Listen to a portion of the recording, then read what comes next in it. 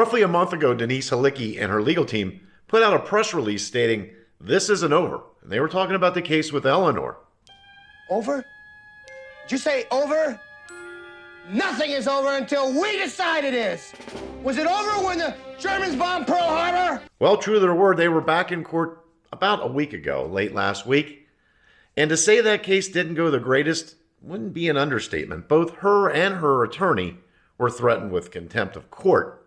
We're going to get to all that in this episode of Tony's Fords and Mustangs. Just a quick review to get everyone up to speed. Denise Halicki was the executive producer of the 2000 remake of Gone in 60 Seconds, starring Nicolas Cage and Angelina Jolie. That film featured a modified 1967 Ford Mustang nicknamed Eleanor. That led to previous litigation between the Shelby parties and Halicki. The story starts back in 1974 when H.B. Halicki produced, directed, and starred in the original Gone in 60 Seconds, which features just an awesome car chase scene with a 1971 Mustang modified to look like a 1972 Ford Mustang Mach 1, also named Eleanor. Halicki's movie was a hit, as was its 2000 remake. Yet despite also being named Eleanor, the Mustang in the remake was called a 1967 Shelby GT500. H.B. Halicki died in 1989 during an accident on the set of a planned 60-second sequel. His widow, Denise Halicki, received the rights to the Gone in 60 Seconds film after her husband's death.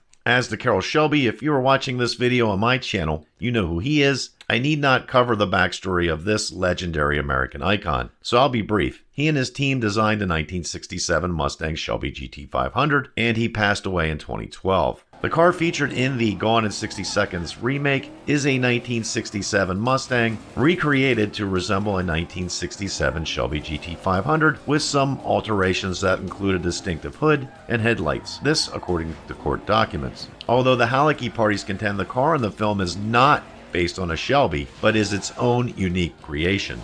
Halicki in 2004 sued the Carroll Hall Shelby Trust and Carroll Shelby Licensing over the licensing of the trademarks related to Eleanor on vehicles labeled GT500E. The case reached the Ninth Circuit and the party settled in 2009, with Shelby giving up rights to the Eleanor and Halicki agreeing to make Eleanor models but without any Shelby trademarks such as the GT500 lettering. Halicki also sued Classic Recreations and its owners over a dispute about ownership of a specific Eleanor model built by Classic Recreations. Halicki won the 2015 trial and the appeal, this according to court documents. In 2019, Halicki's representatives sent cease and desist letters to several parties, including the owner of a GT500E, claiming the car needed to remove its Shelby trademarks and replace them with Eleanor trademarks. A letter was also sent to Classic Recreations, alleging a model it was building through a licensing deal with the Shelby parties. The GT500CR was based on the Eleanor. Those letters led the Shelby parties to sue Halicki, Eleanor Licensing, and Gone in 60 Seconds Motorsports LLC, claiming breach of contract, breach of covenant of good faith and fair dealing, false designation of origin, and trade libel. The Halicki parties filed countersuit against the Shelby parties, Classic Recreations, that included breach of contract, copyright infringement, and false designation of origin.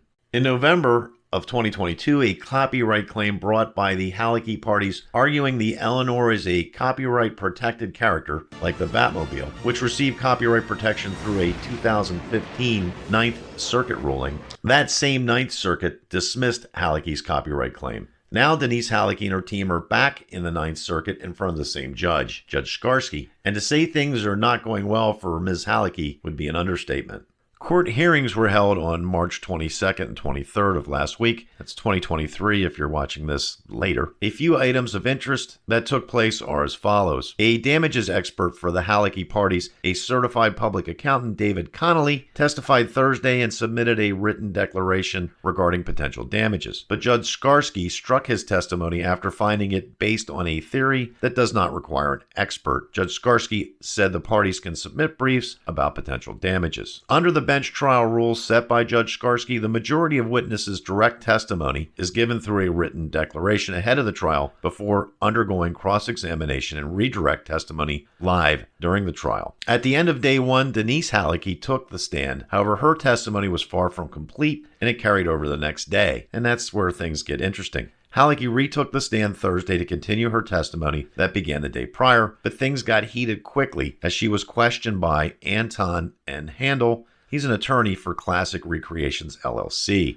Judge Skarsky struck a number of Hallecky's answers as non-responsive and admonished her several times when she gave long, elaborate answers to Handel's questions or tried to keep explaining further when Handel attempted to move on to another question. This is a quote from Judge Skarsky. "Please, Miss Hallecky, it's not your opportunity to speak at this point." This after she interrupted Handel while he was responding to a question from the judge. "And if you do it again, the court will hold you in contempt," said Judge Skarsky. "Do you understand?" After Hallecky said she did understand, the judge swung his attention to her attorney, Jason J. Keener, who also had interrupted Handel. "And counsel, let Handel speak. This is not an opportunity for people to just argue. You're talking to the court. Do you understand that?" Judge Skarsky said.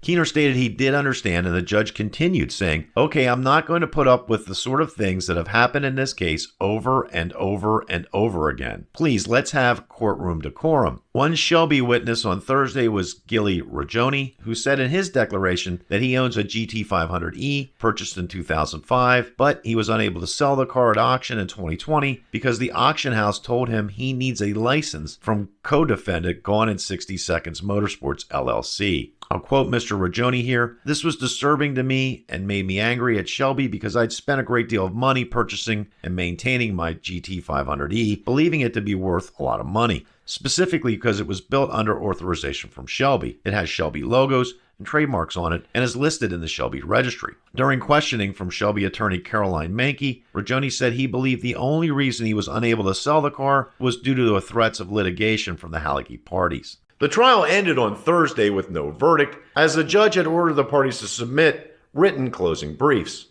The timeline for the continuation of the trial is, and I'm going to read this just to get it right, briefs are to be filed by May 8th, 2023, and simultaneous response briefs filed by May 22nd, 2023. The court then set a hearing for the closing briefs on June 5th, 2023. Hopefully, we get a resolution at that point. Who knows? It could be appealed to a higher court. It could go as high as the Supreme Court, although I doubt they'd want to hear it. The problem for Denise and her team is this is the same court where they lost their copyright case. This is the same judge that dismissed that case. And although I'm not a lawyer, I find it hard to believe that this judge is going to look at this thing any differently than he did back in November. If you've enjoyed this video, please give it a thumbs up. That way other people will see it. Also, please consider subscribing. That's always appreciated. I'm determined to follow this thing all the way to the end, although it started back in 2004, so there may be a few more of these things before it's all said and done. Thanks for watching. Until next time, we'll see you.